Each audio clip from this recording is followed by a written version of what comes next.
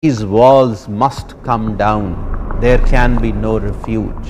Everything will be monitored. How Cambridge Analytica designed Trump's campaign based on data it had gathered from Facebook. That it is a new economic order that claims human experience as free raw material. If you use a mobile phone, then automatically you have to accept surveillance capitalism. One of the most important books of this century.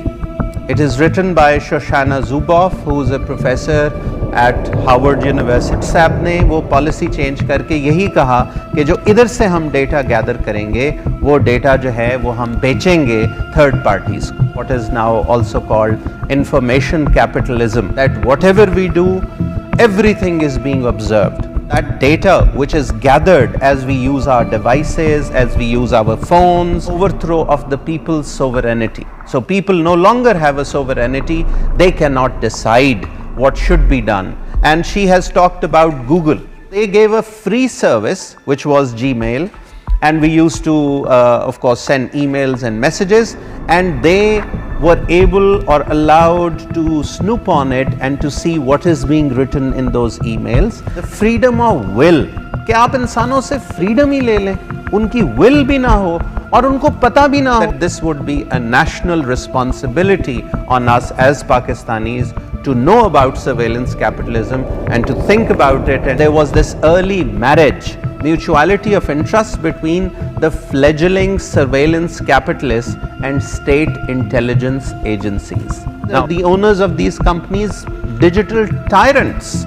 Your body is reimagined as a behaving object to be tracked and calculated for indexing and research. Because they manipulated the social and informational content of voting related messages in the news feeds of nearly 61 million Facebook users. Artificial intelligence के ज़रिए से वो ऊपर जो बैठे हुए data Mughals हैं वो तय करें कि माशरे को किस सिम्त में जाना है और उन लोगों को पता भी ना हो.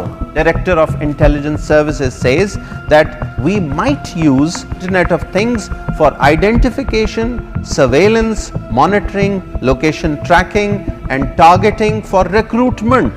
हमें पता ही नहीं चला कि हमारे माशरे को किस तरह से आके जकड़ लिया है इन कंपनीज ने. और it is a coup from above. और जिनकी जो डिजायर है वो ये कि हर चीज को हमने समेट लेना है. Everything will be connected with the internet and things, not just human beings.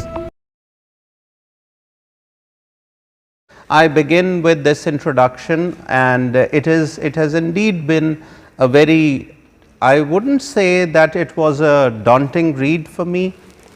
I thoroughly enjoyed reading the book, but of course it is set in the terminology of economics. The book has been dubbed one of the most important books of this century. It is written by Shoshana Zuboff, who is a professor at Harvard University. She teaches at Harvard Business School, and one reviewer called her the Karl Marx of our age. And when I read this book, it was published in December of 2019, and since then the book has received rave reviews all over the world. And why is it such an important book? I think by the end of this talk, all of you will be able to know why it is such an important work. And of course, you will be able to share your comments as well. And especially, I would also welcome students from Information Management Department, because the book is really very relevant to them, especially because it is set in the context of what is now also called information capitalism. And I am glad that Professor Dr. Muhammad Rafiq spared his time and he came here to join our session. Now with this, first of all, a bit about the structure of the book. First of all, there is an introduction to the book, and one, I think, prominent quality of this book is that it is really very literary. A lot of qualities are combined in this book, and when you read the prose, I think that you will also derive the pleasure that we usually derive when we read a literary work, and I will also be sharing a few samples with you here. So, the very first chapter or the very first section of the book is introduction, and a title is also given to it, and the title is Home or Exile in Digital Future.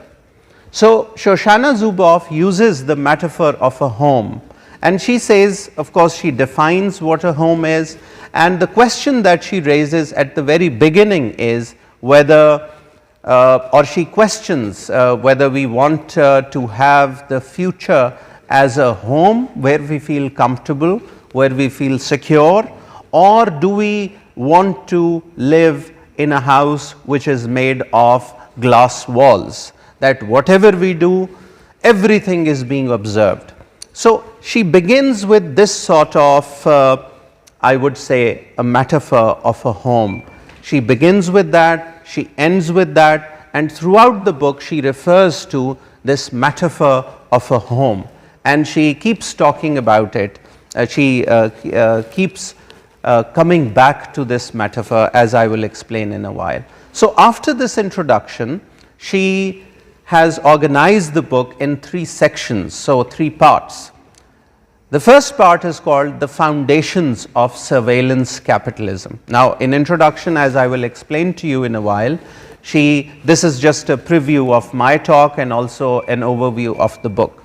The second part is called The Advance of Surveillance Capitalism. So, there is this kind of chronologic of the book, that she begins with the foundations of surveillance capitalism and how it advanced, and then the third part, which is the last part of the book, it is called Instrumentarian Power for a Third Modernity. Now, she uses a lot of new words which she has coined herself, and that is why in the introduction she specifies that whenever you are engaging with a new phenomena, you have to come up with new coinage, you have to come up with new words.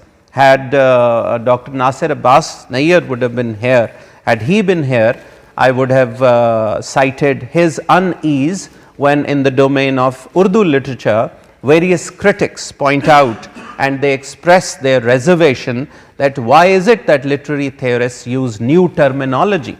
Now, new terminology is essential because when you engage with new phenomena, you have to come up with newer expressions. So, one such term is instrumentarian power, which I will explain in a short while. So, this is the overall structure, and it ends with a conclusion chapter which is entitled A Coup from Above.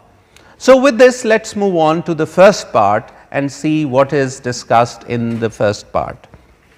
Now, in this very part, as I mentioned earlier, it is entitled Home or Exile in the Digital Future. What she highlights is that as far as surveillance capitalism is concerned, she has given 8 definitions of surveillance capitalism at the very beginning, at the very first chapter. On the very first chapter, she has given these 8 definitions of what surveillance capitalism is, and I have extracted a few phrases from all those definitions for the sake of course brevity, and these are a few expressions which are of importance and which should be enough to give you a kind of a shock therapy as far as the nature of surveillance capitalism is concerned. The word surveillance also means nigarani, that we are being watched, and how that information or that data which is gathered as we use our devices, as we use our phones, as we of course create this data, which is, I will be talking about it, which is called behavioral surplus. Now, those of you who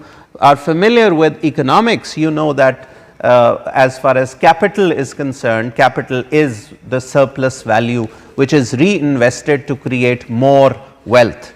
So, she talks about that behavioral surplus. So, at the very beginning she says that it is a new economic order that claims human experience as free raw material. So, right now this video which is being projected to screens all over Pakistan, including my home, where I guess my father is also sitting and watching, listening to this talk. So, this data is also being not only monitored, but it also being accumulated, and this is also a surplus which then later on is used for the creation of capital. So, our experience now is the raw material.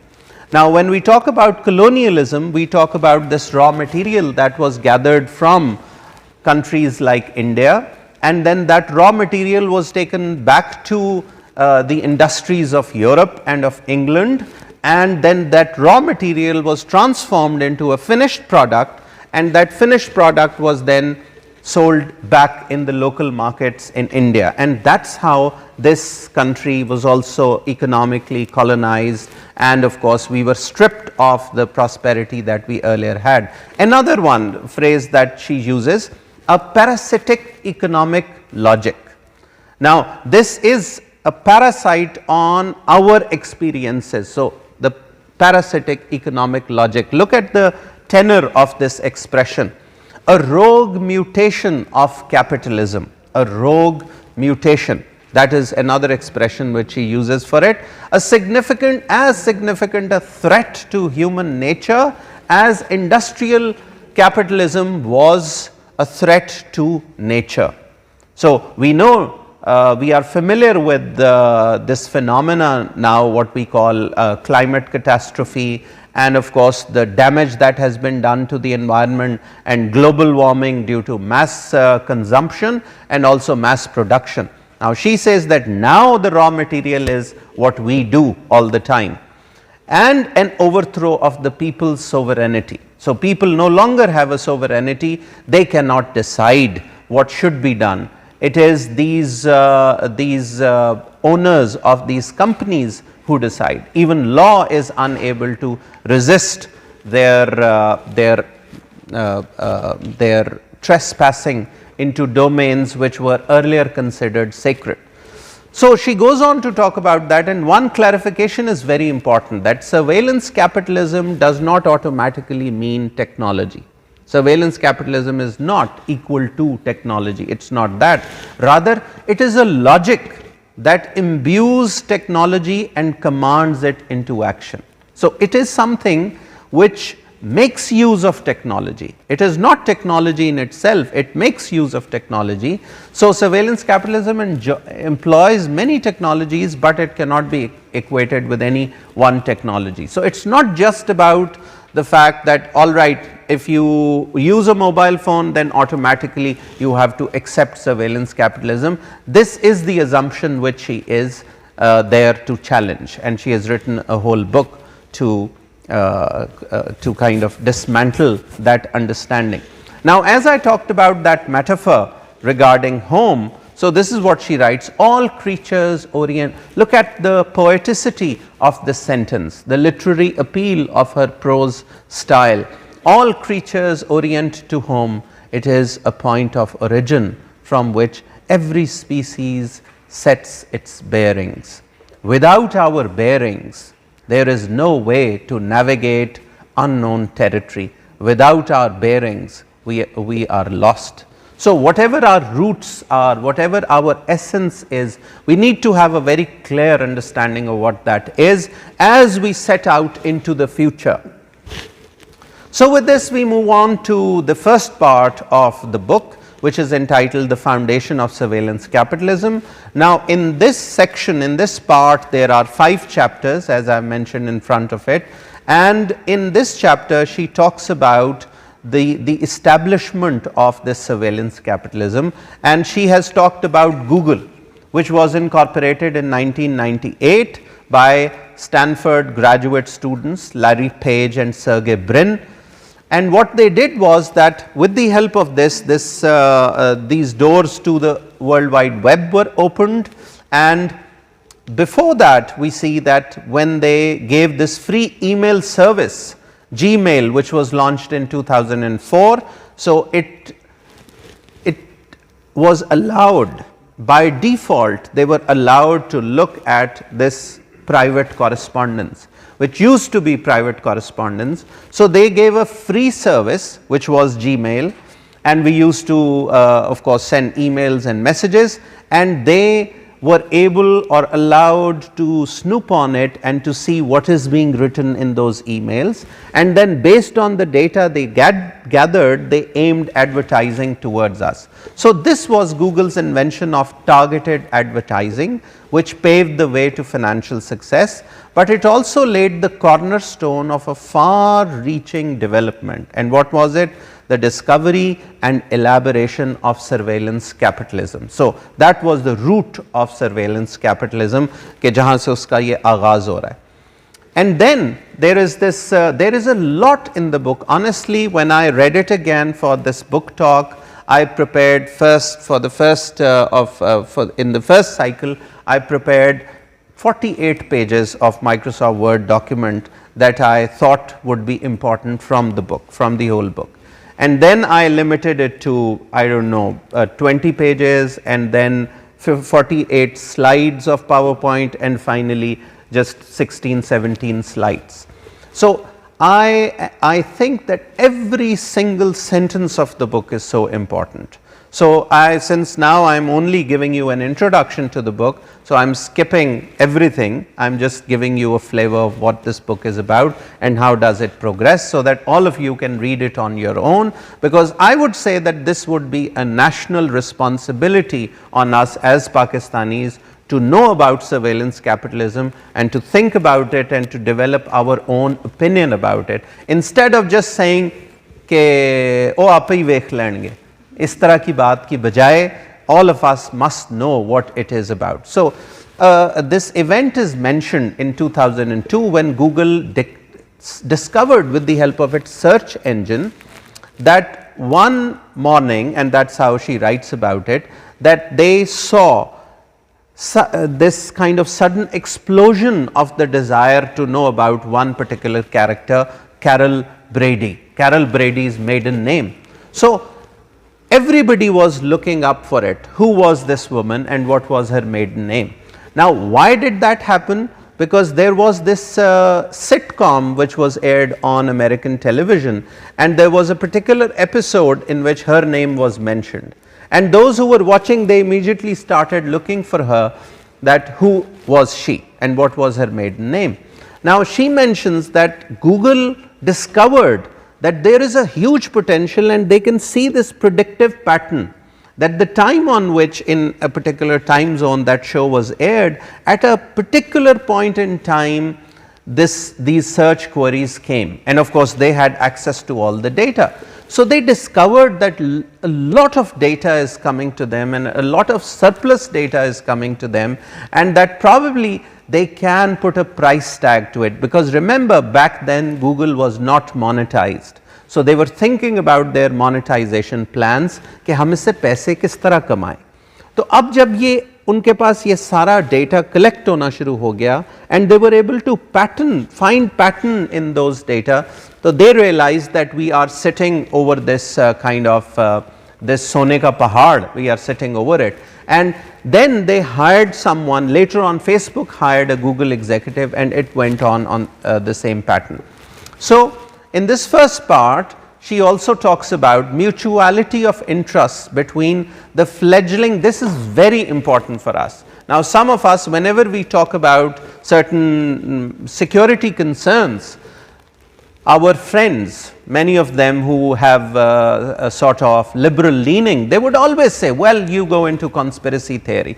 Now, here it is, Harvard professor writing about it, and she says that there was this early marriage, mutuality of interest between the fledgling surveillance capitalists and state intelligence agencies. Now, of course, NSA and CIA, American agencies, and the tenacity with which the corporation defended its new territories. So, since she is talking about the foundation of how it came into being, surveillance capitalism, so she talks about it. Now, with this we move on to the second part, and in the second part she talks about the advance of surveillance capitalism. Played a game which was called Pokemon Go. It used to be a very popular game where people had to walk and they had to go to actual places. Now, at the back of it, it was also connected with various businesses, and those businesses were also paying Google, and then these people would go to certain shops and that game would ask them to buy certain thing, and they would actually buy something and they would get scores in that game. I haven't ever played the game, but she talks about it. And she also talks about lots of other projects where this happened, where this virtual environment was able to kind of to make people do certain things. So, the virtual world creating an impact on the real world. So, in this section she talks about that. Now, within this, because this is a very comprehensive book. So, the text of it, the chapters are of 525 pages. So, there are lots of details in it, and I would strongly recommend that all of you should have this book, a personal copy of the book, because there is a lot that I am leaving out and I cannot even simply touch upon the events that she has mentioned in the book. So, she also then moves on and she says that how this internet is no longer available in our smartphones and our laptops and computers, but now what we call the Internet of Things. That these products are appearing which have this technology inbuilt in them, that the technology itself has these sensors and everything. So, there is also, I was able to create this list from the book. So, she has talked about smart skin. So, it is going to be a sort of a skin which will be internet enabled, which will collect data and will be sending data to these companies. So, she talks about this sensor tape which you can apply onto a surface, onto the bookshelves, onto the shelves of a supermarket, and then it will be automatically collecting data from it. Everything will be smart. So, she also talks about smart homes which snoop on you all the time. So, she also talks about this mattress which collects all the data as you sleep, and then at the end of the day would be telling you how good your sleep was, but that is just one side of it. The other side is all that data will be sent back to those companies, and those companies will have enormous amassment of knowledge at their fingertips. And they also then have this in mind that with the help of all that data we can change behavior of people. So, she talks about behavioral modification at length in the book. She talks about digital totalitarianism. She called these the owners of these companies digital tyrants, that they do not consider themselves under the law, and how they subvert law and how they dispossess various laws which come which are being debated in a society. So, she talks about smart toothbrushes, smart light bulbs, smart coffee mugs, smart ovens, smart juicers and smart utensils said to improve your digestion, and then even a doll could detect when a child's face turns towards it. So, look at everything, walls would be automated. You must have read about it, what we call Internet of Things. So, she talks about it. And finally, within this part she also talks about, this is her sentence, your body is reimagined as a behaving object to be tracked and calculated for indexing and research. Your terminology, sir, from information management, from indexing and search, and all that data in the hands of these owners, these individuals, these private companies, and the absence of any law regulating what they are doing. And finally, one example from the same section, in which there are 5 chapters, she mentions this 2012. I remember reading about it in the press, that in 2012 Facebook researchers, they conducted an experiment without the knowledge of users, and in that experiment what they did was they manipulated the social and informational content of voting related messages in the news feeds of nearly 61 million Facebook users. So, this innocuous Facebook feed that all of us see on Facebook, it is not that innocuous after all. It is also being managed.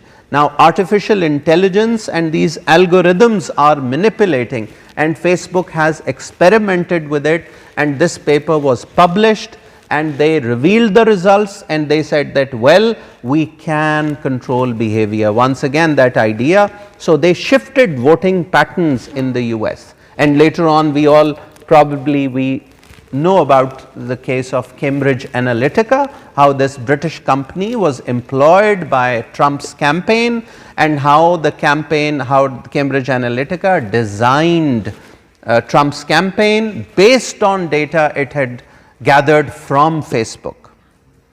Nothing came out of it, only the company was, I think, the company came to an end, but its executives, they went scot free. There is a documentary on it, I think all of you must watch it, it is available on Netflix as well. It is called The Great Hack. I would strongly recommend, and I would request the chief librarian that we may even plan a screening of this documentary here at the library also.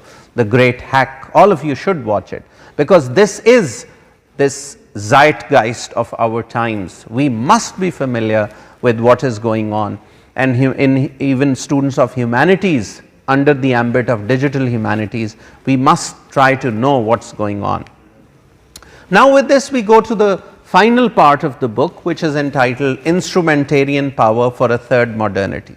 And this is, as I mentioned earlier on, this is a term that she has coined, instrumentarian power, and she also then explains that this is based on the data that we have, but then that data is utilized for someone's benefit, because that data is then sold out to third parties. अभी आपने ये WhatsApp की controversy आपको पता चली होगी, काफ़ी हमारे यहाँ ये recently आया, तो वो WhatsApp ने वो policy change करके यही कहा कि जो इधर से हम data gather करेंगे वो data जो है वो हम बेचेंगे third parties को, और उसी के ऊपर ये ग्लोब वर्ल्ड ओवर एक रिस्पांस जो है वो आया और एक मुज़ामत बनी और लोगों ने और बहुत सी एप्स जो हैं वो इंस्टॉल की.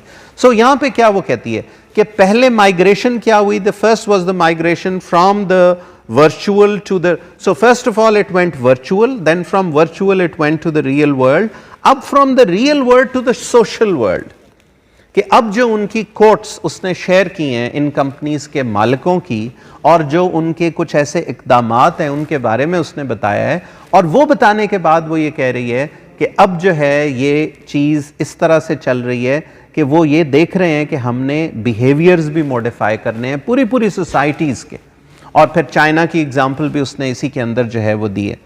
तो अब उसका नुक्ता नज़र क्या है, तो एक बात जो यहाँ पे मैंने ये कोट की है, यहाँ पे उसकी लिखी है, तो वो कह रही है द फ्रीडम ऑफ विल, कि आप इंसानों से फ्रीडम ही ले लें, उनकी विल भी ना हो और उनको पता भी ना हो न्यूज़ ये फेसबुक की फीड के ज़रिए, और इतना तमाम डेटा एक ही जगह पे अमैस हो जाए, तमाम तर लर्निंग, जैसे पहले होता था डिवीजन ऑफ लेबर, तो इधर डिवीजन ऑफ नॉलेज करके वो तमाम डेटा इकट्ठा कर लिया और उसके ज़रिए से आर्टिफिशियल इंटेलिजेंस के ज़रिए से वो ऊपर जो बैठे हुए डेटा मुगल्स हैं वो तय करें कि माशरे को किस सिमत में जाना है, और उन लोगों को पता भी ना हो, जैसे फेसबुक ये एक्सपेरिमेंट कर चुका है कि वो लोगों के मूड क्रिएट कर सकता है, खुशी के और गमी के, थ्रू फेसबुक फीड. तो कितना ये सब जब इकट्ठा होगा तो किस तरफ को ये फ्यूचर जा रहा है, तो उसकी कंसर्न क्या है. The freedom of will is the existential bone structure that carries the moral flash. Look at the power of this language. The moral flesh of every promise and my insistence on its integrity is not an indulgence in nostalgia. जैसे कुछ लोग कहते हैं, ओ जी technology ने तो आना ही है, ये पुराने दौर के ख्वाब देखने छोड़ दें, तो अब तो आपको एंगेज करना ही पड़ेगा. तो ये सिर्फ वो एक नॉस्टैल्जिया नहीं है, और a random privileging of the pre digital human story as somehow more truly human. This is the only kind of freedom that we can guarantee ourselves, this freedom of will, no matter the weight of entropy or inertia, the irrespective of the forces and fears that attempt to collapse time into an eternity of shadow boxing now and now and now. So it's a very deeply revolutionary book.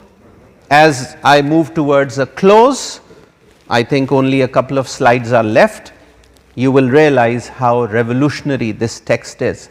So, if you are familiar with Marxism, you would have heard of the term false consciousness. So, she says false consciousness is no longer produced by the hidden facts of class and their relation to production, but rather by the hidden facts of instrumentarian power's command over the division of learning in society as it usurps the rights to answer the essential questions. And this is a phrase that she keeps on repeating, these questions throughout the book. So, she has sprinkled these phrases again and again to remind us what is being, what's the purpose of the book. Who knows? First of all, we don't know what's going on. And talk about the third world, a country like Pakistan, talk about the first world, and even they don't know what's going on, and how is that data being utilized by these private companies. Who decides? And then who decides? Who decides? Whether it is the state, whether it is these companies. So, that is the problem. And then once again this part, that the NSA, Director of National Intelligence James Clapper told Congress, now imagine a future where all these objects will also be smart objects. They would constantly be gathering data on us, and who would we be? These objects, these moving objects, and this data will be collected when we will have wearable technologies, when will be our even clothes would be sending data. Now, in that environment, this Director of Intelligence Services says that we might use the internet, of course, it is called the Internet of Things. So, Internet of Things for identification, surveillance, monitoring, location tracking, and targeting for recruitment. Recruitment from other countries as well, recruitment from Pakistani universities as well. There is an excellent book in our library called The Spy School. You can read it. It is written by a Pulitzer winning journalist, how higher education is used for espionage. It is an excellent book. It is available in our library, and to gain access to networks and to user credentials. Now, one final example before I conclude, and this comes from China. Of course, how can we leave out China? So, there is this Sesame credit system in China. What it does is that it can offer you credit, but based on your credit scoring, and that credit scoring also comes कि आपके दोस्त कितने अमीर हैं, आपके पास गाड़ी कौन सी है, आप किधर मूव कर रहे हैं, किस जगह पे आप गए, because everything will be connected. तो अब उसके नतीजे में वो जो अपनी क्रेडिट स्कोरिंग इम्प्रूव करना चाह रहे हैं, हमारे यहाँ भी ऐसे दोस्त हुआ करते हैं जिनको हम कहते हैं कि जो मतलबी दोस्त होते हैं. तो अब वो क्या, वो नज कर रहा होगा एक बिहेवियरल पैटर्न जिसमें वो लिखता है कि क्रेडिट स्कोरिंग इम्प्रूव करने के लिए वो लोग देख रहे होंगे कि किन दोस्तों से जान छुड़ानी है, including shedding friends with low scores and bulking up on high scoring individuals who some believe can boost one's own rank. तो वो ऑटोमेटिकली आर्टिफिशियल इंटेलिजेंस के ज़रिए ये सब डेटा कलेक्ट हो रहा होगा और उसकी बुनियाद पे वो कंपनियां तय करेंगी कि आपको कितना जो है वो क्रेडिट देना है.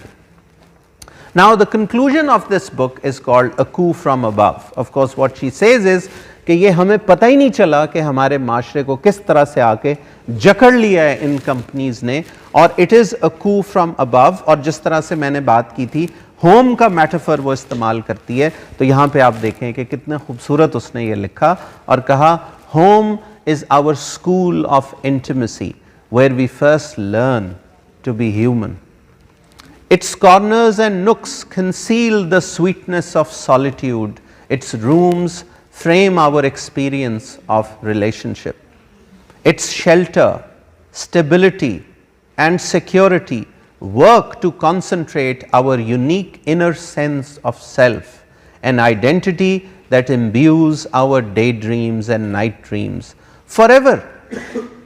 Forever. Its hiding places, closets, chests, drawers, locks and keys satisfy our need for mystery and independence. Doors locked, closed, half shut, wide open trigger our sense of wonder, safety, possibility and adventure. according to big others architects, because that's also a term that she uses for them. उनके जो architects हैं वो क्या कहते हैं? These walls must come down, there can be no refuge, everything will be monitored. So with this, and the second last slide where she introduces, she talks about tyranny, because earlier on she talks about digital totalitarianism, कि इनकी जो desire है वो ये कि हर चीज को हमने समेट लेना है, everything will be connected with the internet and things, not just human beings. तो वो कहती है कि ये जो tyrants हैं ये disconnected होते हैं, इनके सीनों में दिल नहीं होता. एक टर्म वो इस्तेमाल करती है radical indifference. They are indifferent, उनको परवाह ही नहीं है कि इंसान कैसे सोचते हैं. तो कहती है the tyrant rules in accordance with his own will and interest. The ruler who rules one against all, and the all he oppresses are all equal, namely equally powerless. Arendt, ये Hannah Arendt को इसने यहाँ पे coat किया हुआ है, वो कहती है notes the classical political theory regarded the tyrant as out of mankind altogether, कि इंसानियत ही उनमें नहीं होती, a wolf in human shape. ये देख लें कि ये हार्वर्ड की प्रोफेसर पूरी उस इकोनॉमिक रवायत से वाकिफ, वो इन कंपनी ओनर्स के बारे में और उनकी पूरी तारीख बयान करने के बाद इख्तिताम में वो क्या बात कहती है. और आखिर में जो वो मैनिफेस्टो दे रही है, मलिक साहब के साथ चाय पीनी है, उनको जाने ना दीजिएगा. जी जी प्लीज. आखिरी स्टेटमेंट वो क्या कह रही है? We too can be the authors of many great and beautiful new facts that reclaim the digital future as humanity's home. वो home जो पीछे उसने define किया है, जो हमारी sense of mystery को protect करता है, refuge है, तो उसको हमें claim करना चाहिए. और वो कहती है हमें कहना चाहिए no more. Let this be our declaration. So with this I end my talk. Thank you very much.